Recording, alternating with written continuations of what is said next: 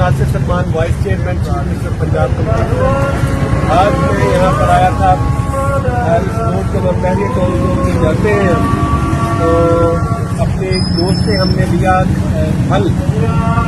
तो रेट के मुताबिक ये एक जो केला है ये है 62 और 64 आप ये कितने का बेच रहे हैं? केला क्या रेट लगाया?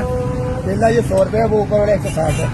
अच्छा, आज की डेट में ये कह रहा है यहाँ है 62 और 64। इस दुकान का नंबर नोट कर। Sajid fruit juice.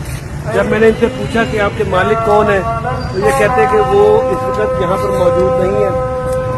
हम पाकिस्तान तहरीक इंसाफ की हुकूमत चाहती है कि पाकिस्तान में जो मसनूई महंगाई की गई है उसके खिलाफ सख्त कार्रवाई की जाए। तो मैं ये अभी असिस्टेंट कमिश्नर साहब को कहता हूँ